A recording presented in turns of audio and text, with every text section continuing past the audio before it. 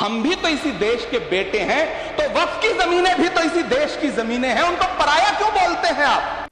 आदाब, नमस्कार। मैं हूं शाहिद करीम और आप देख रहे हैं दी खबर टाइम्स। सुप्रीम कोर्ट ने आज वक्फ कानून को लेकर बड़ा और अहम फैसला सुनाया। कोर्ट ने कहा कि किसी शख्स को वक्फ बनने के लिए 5 साल से इस्लाम मानना जरूरी नहीं है।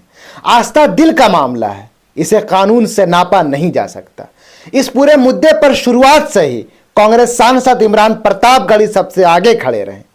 संसद की सीढ़ियों पर बिल के विरोध में प्ले कार्ड लेकर खड़े होने से लेकर संसद के अंदर कल किरण रिजिजू जी कह रहे थे कि रेलवे की जमीनें देश की जमीनें हैं, डिफेंस की जमीनें देश की जमीनें हैं।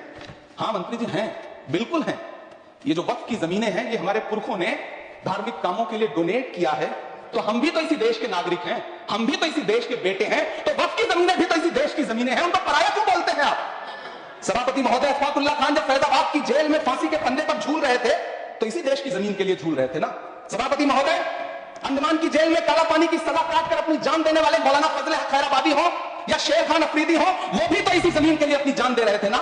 सभापति महोदय, पाकिस्तान के खिलाफ लड़ते हुए अपनी जान देने वाले महावीर चक्र विजेता ब्रिगेडियर उस्मान हो या पाकिस्तान के पैटर्न टैंक उड़ाने वाला परमवीर चक्र विजेता वीर अब्दुल हमीद हो, वो भी तो इसी जमीन के लिए अपनी जान दे रहा था ना। और मंत्री जी, मैं इस सदन में अलग ऐलान ये कहता हूं कि जब भी इस देश की जमीन को लहू की जरूरत होगी, आपसे 2 कदम आगे इमरान खड़ा मिलेगा, ये मैं आपसे यकीन दिलाते हुए कह रहा हूं। ऐतिहासिक भाषण और अब सुप्रीम कोर्ट की चौखट पर हर सुनवाई और फैसले के दिन मौजूद रहना, उन्होंने दिखा दिया कि बतौर सांसद वो अपनी जिम्मेदारी बखूबी से निभा रहे हैं। आज भी जब सुप्रीम कोर्ट ने ये ऐतिहासिक फैसला सुनाया, तो सुबह 10 बजे से लेकर पूरे समय तक वहां मौजूद एकमात्र सांसद इमरान प्रतापगढ़ी ही थे। उन्होंने कहा, यह बहुत अच्छा फैसला है। सरकार की कोशिश थी कि लोगों को डराया जाए और उनकी जमीनें छीनी जाए। जो लोग जमीन दान करते हैं वो डर में थे, अब उन्हें राहत मिली है। सुप्रीम कोर्ट ने साफ कह दिया, आस्था को सरकार तय नहीं करेगी। सुप्रीम कोर्ट ने साथ ही यह भी कहा कि वक्फ बोर्ड का सीईओ हमेशा मुस्लिम होगा। बोर्ड में ज्यादा से ज्यादा 3 गैर मुस्लिम हो सकते हैं, बाकी बहुमत मुस्लिम समाज से होगा।